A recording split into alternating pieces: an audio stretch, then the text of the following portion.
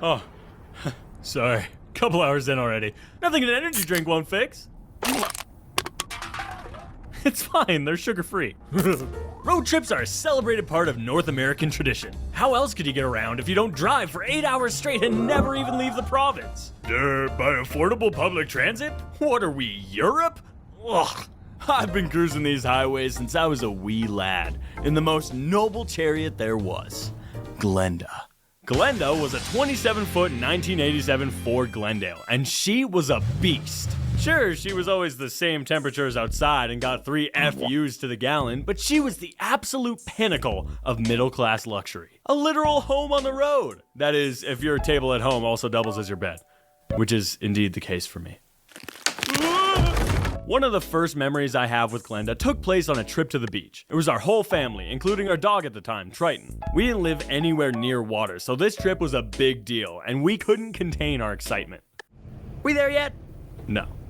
Are we there yet? Did you not just hear me? No, I did. Just thought maybe we were there now. Are we there now? We are in the middle of a highway. Does it look like we're there yet? Are we there now? When we eventually got there, geez, we spent the whole day chucking frisbees, building sandcastles, and eating sand-covered carrots my mom packed. It was glorious. After all the fun, we packed up our stuff and went to treat ourselves to some burgers. But my mom, being my mom, couldn't shake the feeling that we forgot something. Brody, did you grab your bucket? No. All right, did you grab your shovel? No. What did you remember?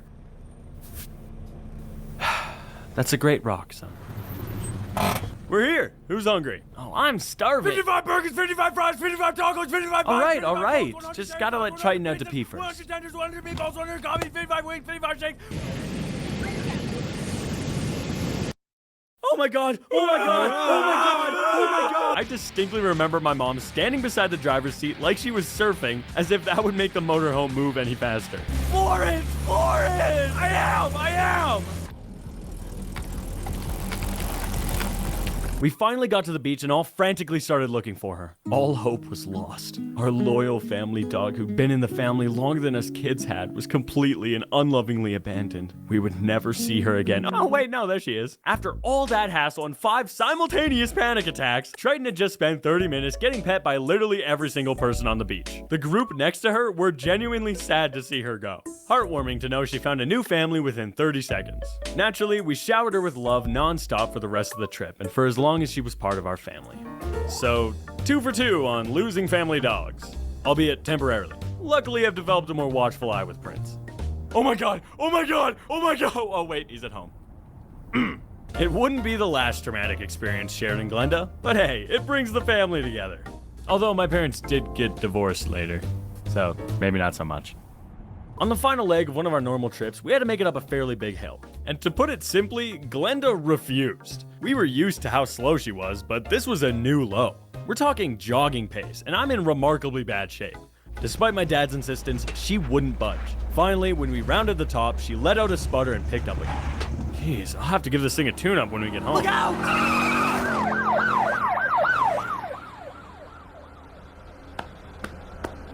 We're all convinced there was a divine intervention that day. If we had gotten up that hill a few seconds earlier, I don't know if I'd be talking to you right now.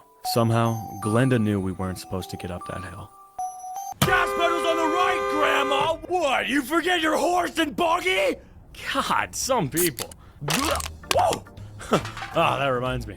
My brother was the absolute worst on road trips for one specific reason. Me, Brock, and my dad would go on a lot of trips just for hockey. Sometimes we'd be on the road for 5 hours just to play one game. And at the first stop, without fail, Brock would always get a king-sized can of iced tea. The kid was addicted. I could stop anytime I want. Only 15 minutes would pass until... Dad?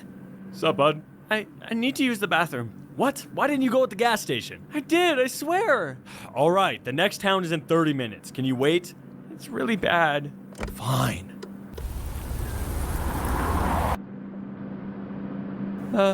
Dad? You gotta be kidding! Dad, No! You're getting a bottle! Deal with it!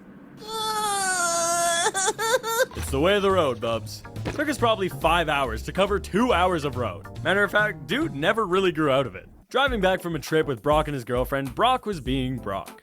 Yo, I gotta take getting a bottle! Deal with it! Deciding to show mercy, we pulled over to a rest area and Brock took a few steps away from the car to do his business. He showed weakness. A rookie mistake. What, shy? Oh my god. Watch out for the wind, champ! Leave me alone!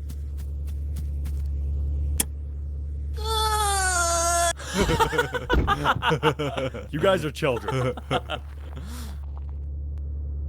I genuinely think that's the hardest I've laughed in my entire life. Not that the sibling shenanigans ended there, though. We've absolutely traded black eyes over shotgun. When you're a kid, nothing is more freeing than that luxurious front seat. The best view, the adjustable seat, and you don't have to sit beside your stinky, stupid, makes fun of your Yoshi drawing sibling. Now, I want everyone watching to shut up and listen. It is very important that I discuss the universal rules of shotgun. Apparently, some of y'all were not raised right, and I'm sick of arguing with friends. Looking at you, Swoosh. Number 1, you can't just call shotgun the moment you all decide to go somewhere. The vehicle must be in sight, and you must be outside, excluding garages. Number 2, it must be audible. Whoever the driver hears first gets the seat. No mumbling or muttering or whispering. Number 3, if no one's called it and someone is already touching the handle, the seat is theirs. Shotgun time has expired. Number 4, shotgun is valid for one ride only. On road trips, gas stations are free game if you get out of your seat. Number 5, if the driver has a partner, they can choose to overrule shotgun. Love conquers all. Sorry, Izzy. Lastly, no complaining. If you sit in the back seat 10 times in a row, step your game up, loser. My family also introduced a house rule. That being, if the driver says reload, all passengers have to claim shotgun again. This led to one of my first mental breakdowns. Shotgun! Suck it! Whatever, dude. Hey, Dad, how do you say it? Is it reload or reload? Reload? Shotgun! The familiar sting of betrayal. Is it just poetic irony that the person most similar and close to me is the one that causes me so much pain? Even the mere prize of the front seat for a negligible 10 minutes jeopardizes our brotherhood. The cycle never ends. We are mere products of the society that has shaped us. Let go, Brody! Oh, these energy drinks. I think I'm hallucinating. It looks like there's an 18-foot-long beaver over there. Nah, dude, you're just passing through Beaver Lodge. Oh yeah, I'm probably fine then. Thanks, Greg. I haven't seen you since I started taking that medication. For some reason, my home province of Alberta's main export, alongside oil and lifted Ram 1500s, are bizarre and hilarious roadside attractions. I didn't even realize how weird it was until Swoosh came and visited me. I know it's kind of strange. What is that? Oh, the lure. It's for catching fish, moron. No, you idiot. I mean, why is it 40 feet long? What are you trying to catch? You don't want to know. I call this phenomenon rural Albertan gigantism. Much like how deep in the ocean creatures evolve to be larger, the more isolated the Canadian town, the more likely the residents have nothing better to do than build a giant sculpture. Like when I took Swoosh to Drumheller, I don't think anything could have mentally prepared him for the sight of a 90-foot tall climbable T-Rex. Your scientists were so preoccupied with whether or not they could, they didn't stop to think if they should. Her name is Tira, and that is adorable. But apparently the town is having her dismantled in 2029? She will not go down without a fight, Drumheller! You hear me? Over here we got Edmonton's pile of silver balls. Literally a pile of silver balls, guys. I could have done better than that. I mean, I made this pile in an afternoon. Although a couple years ago, some guy got stuck in it and had to be rescued by firefighters. And that makes me like this even more. It'd make a pretty unforgettable tomb. Maybe modern art just sucks. Calgary's literally got a big blue hoop with a light post on the top. This cost $500,000. I think what angers me the most is that you can't drive through it. It's adjacent to the road. You've left me no choice, Calgary.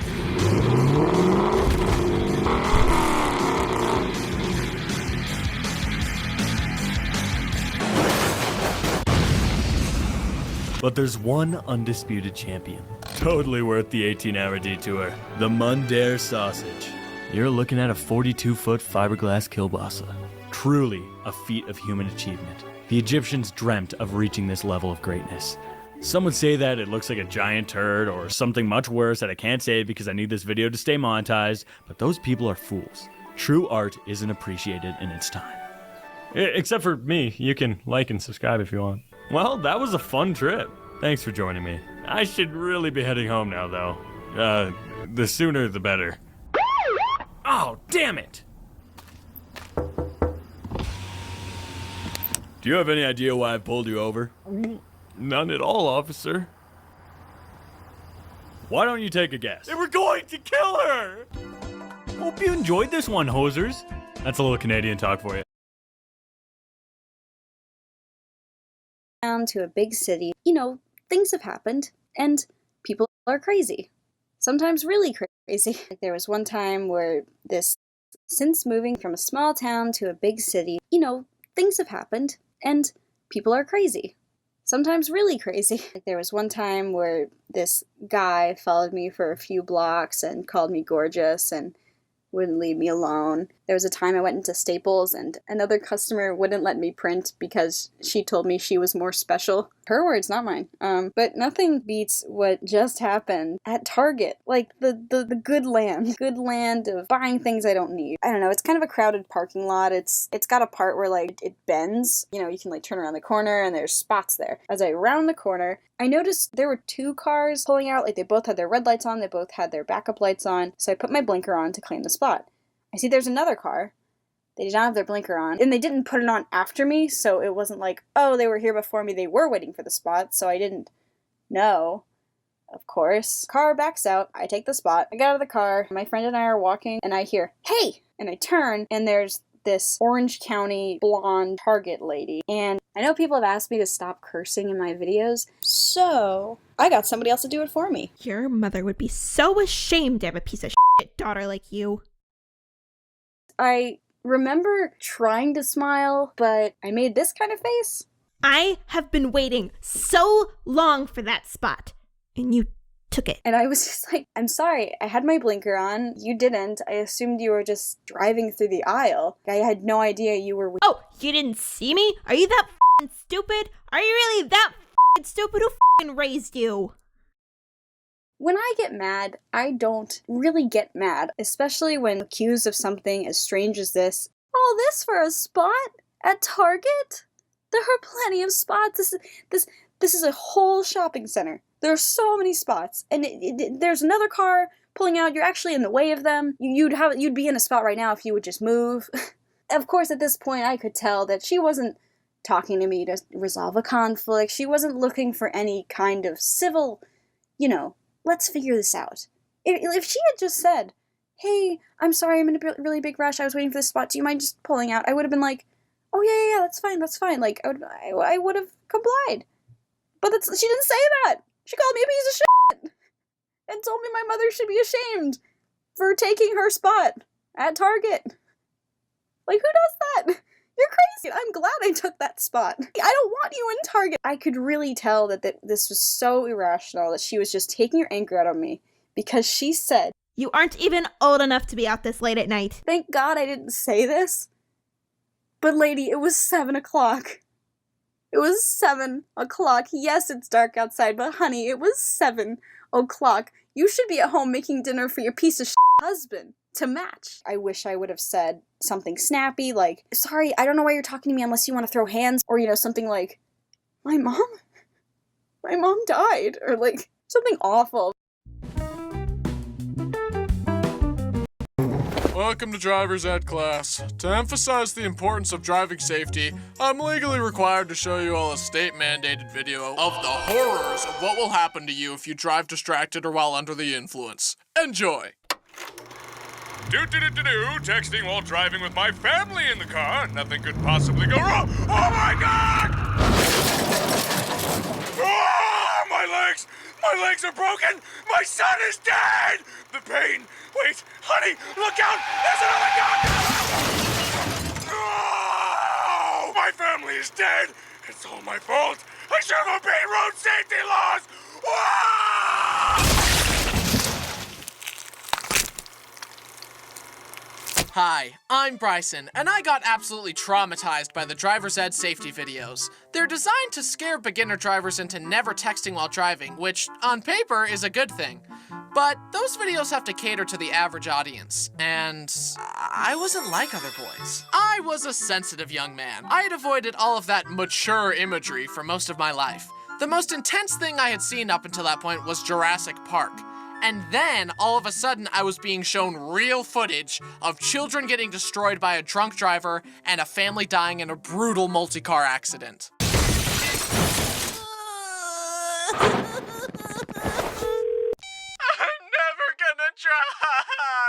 I had some pretty bad driving anxiety after that. Showing the horrors to a delicate young lad will do that. Eventually, with a lot of encouragement, I started driving all on my own with an instructor. And I actually did pretty well. I was gonna take it seriously and be cautious regardless, but I guess fear of the horrors didn't hurt anything. Except my fragile psyche. My driving instructor was pretty chill and told me about all her ghost stories while I drove. She had, allegedly, encountered a lot of spirits. That made sense to me because if you're spending a lot of time in a car with a high schooler behind the wheel, your soul is way closer to the great beyond than the average person. In fact, I was in the car when another student tried to turn right too soon and nearly got us T-boned by another car.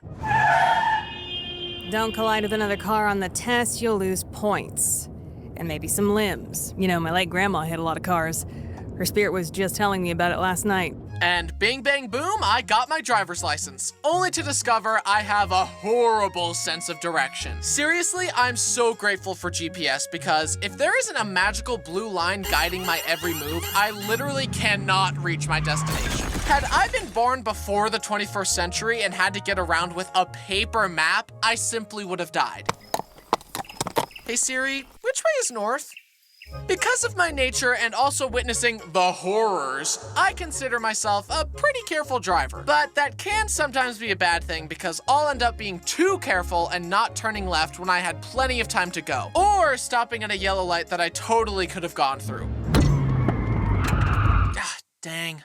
I could have gone.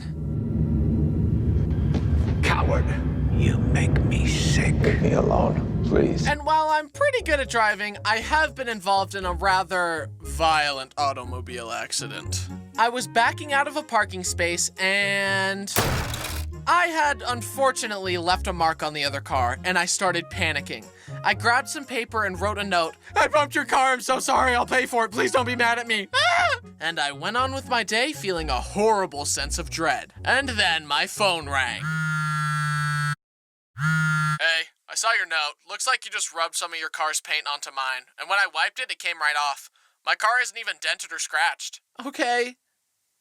Are you mad at me? Nah, we're all good. Thanks for leaving the note. Bye. As you can tell from that story, parking is not my strong suit. I'll only park between two vehicles if I absolutely have to. Close parking spots are overrated anyways. I don't mind the walk. It's what I got these legs for.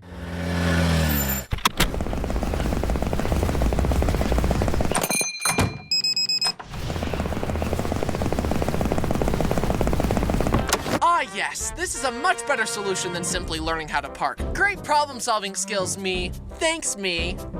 And don't even think about asking me to parallel park. I only passed that part of the driver's test because we were in a little car and we parked in the exact same spot in the exact same way every time. And now I drive a big fat American car because Bo's rump takes up 7 seats.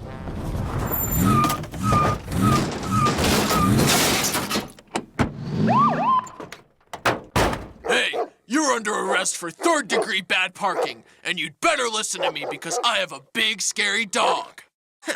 So do I.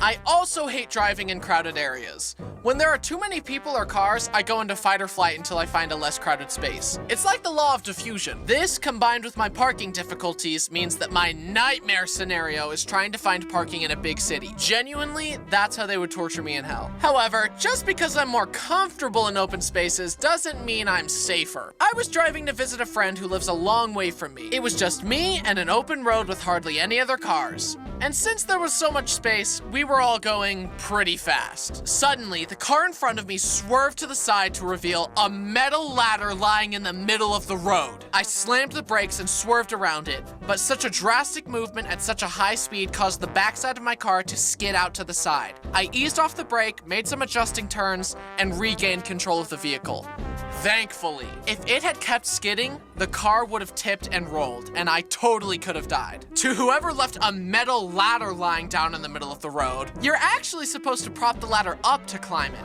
Lying it down flat defeats the purpose. Hope this helps. As the years went by, my anxiety around driving became less and less intense. But one day, it all came flooding back when I realized I was driving in between two big semi-trucks. I felt trapped and claustrophobic and totally at their mercy. What if they decided to look at each other and nod and then just... Absolutely horrifying. However, I'm more afraid of myself losing to this intrusive thought. Don't do it. Don't do it. Don't do it.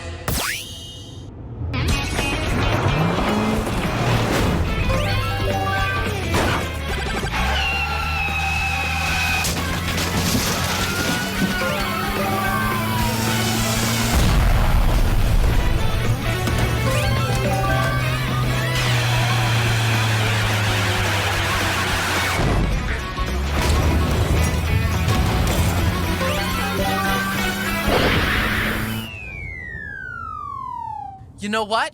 Today's the day. I'm doing it.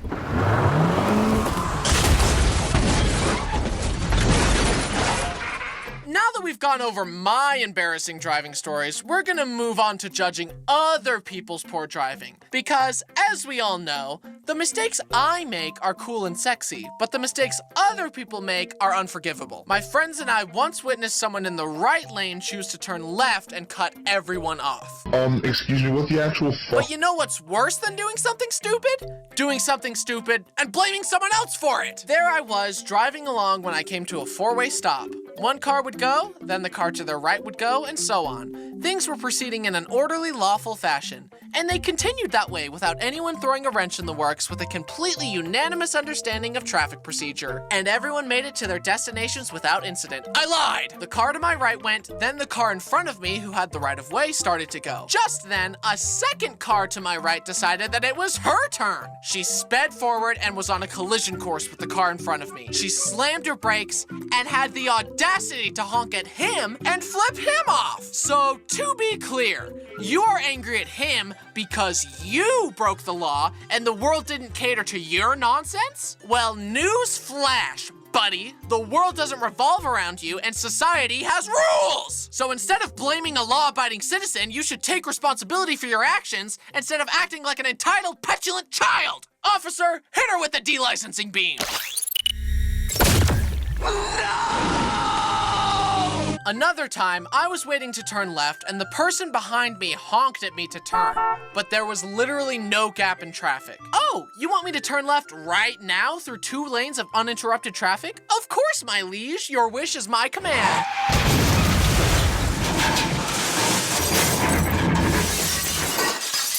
You like that? Huh? Is that good? Now no one gets to turn left. What? This isn't what you wanted? Well, maybe don't honk at me when I've done nothing wrong! Officers, remove his horn!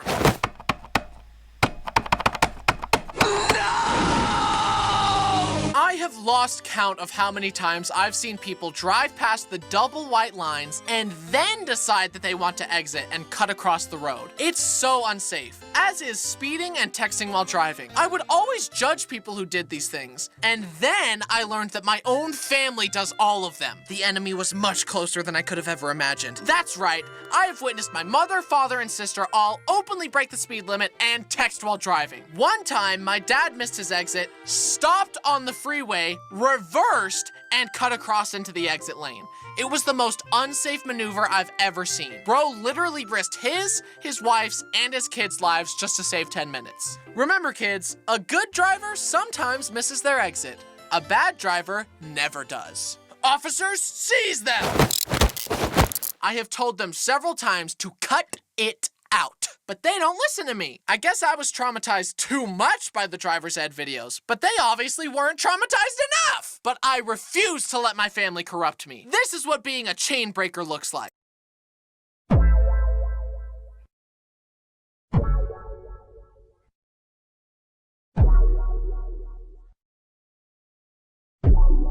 Speaking of my dad, he's got a Tesla that lets your phone act as the keys. So when you park the car, you can just walk away and it'll automatically stop the car and lock it. But he's gotten too used to that luxury, to the point that when he's using someone else's car, he'll just walk away, leaving it unlocked and running. He's done it with my car several times. But the worst thing about his car is that it claimed to have an auto drive feature.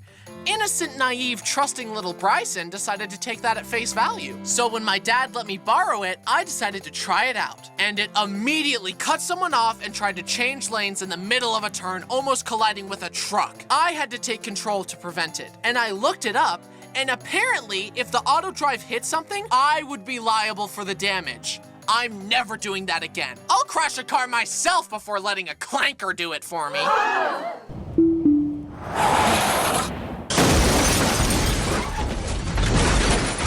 And don't even get me started on turning all the buttons into an iPad. Time to use my turn signal. Let me just open the turn signal app. Oh, it needs to reconnect to Wi-Fi. Oh, it's updating. Okay, open. Oh, let me verify my email for my turn signal app account. Oh, dang. I've reached the limit of turn signal uses this month and will have to upgrade to the premium subscription to gain more uses. Let me just enter my card info. Okay, unlimited turn signal activated. Confirm with a face scan, a fingerprint scan, and a blood sample. And boom! Now I can finally look away from this iPad and back to the road to use my turn signal.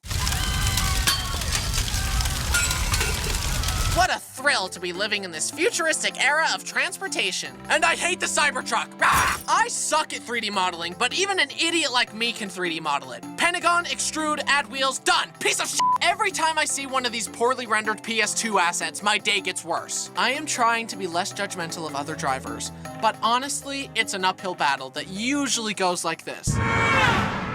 That driver is also a child of God. They're just a really stupid one with no spatial awareness. I never flip people off though, no matter how stupid they are. I do, however, have an alternative. I think it's much more effective. I'm not mad, just disappointed. But hey, not everyone can be a professional F1 driver, but we can all do our best to observe road safety laws and drive courteously. Let's all do our part to avoid the horrors. And if I catch any of you driving recklessly, I might have to take the law into my own hands.